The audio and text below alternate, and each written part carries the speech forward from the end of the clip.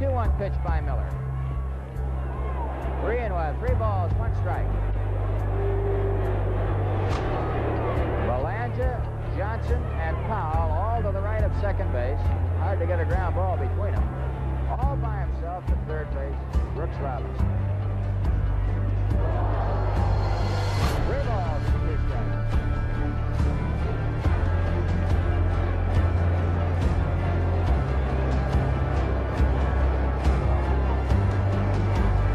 The payoff pitch.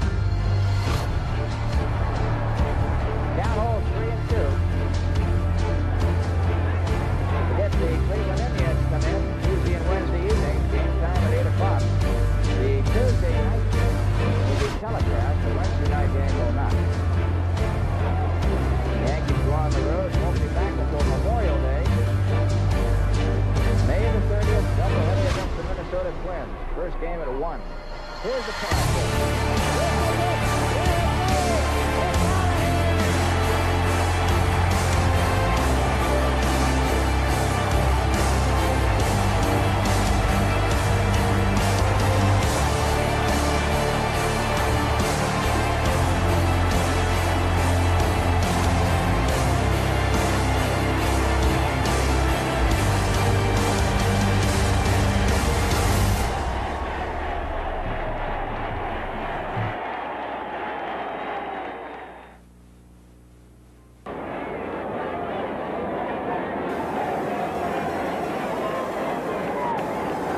The 2-1 pitch by Miller.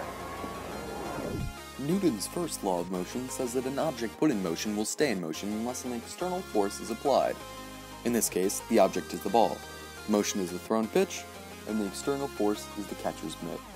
Newton's second law of motion describes how when a force acts upon an object, the object accelerates in the direction of the force. This is represented in the equation F equals ma. In this instance, F, the force, is the pitcher's power throwing the ball. Mass, the baseball in this case, stays constant. Acceleration occurs when the force is increasing and the mass stays constant. When the mass increases and the force is constant, then acceleration decreases or decelerates. 3-1, 3 balls, 1 strike. A perfect example of projectile motion is when the catcher throws the ball back to the pitcher. Projectile motion is caused by object's inertia and the force of gravity. So the catcher throws the ball and applies force to that mass, which is transferred to the ball's inertia. As the ball is going through the air, it experiences gravity, which coincides to become parabolic trajectory. So the ball goes up in the air and then falls down to the pitcher. Belanger, Johnson, and Powell all to the right of second base. Hard to get a ground ball between them. All by himself at third base, Brooks Robinson. 3 balls and 2 strikes.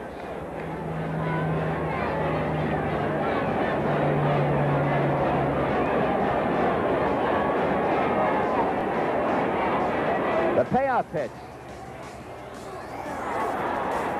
Count holds 3-2.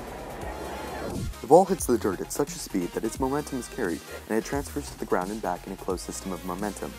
This is explained by Newton's third law of motion, which describes action-reaction pairs. When an object A, the baseball, exerts pressure on object B, the ground, object B exerts equal and opposite forces onto object A, causing the ball to fly up in the air and then come back down due to parabolic trajectory and gravity. Forget the Cleveland Indians come in Tuesday and Wednesday evenings, game time at 8 o'clock. The Tuesday night game will be telecast. The Wednesday night game will not. The Yankees go on the road and won't be back until Memorial Day. May the 30th, doubleheader against the Minnesota Twins. First game at 1. Here's the payoff pitch. This is it! There it goes! It's out of here! Mickey Mantle's home run combined all 3 of Newton's laws in projectile motion into one.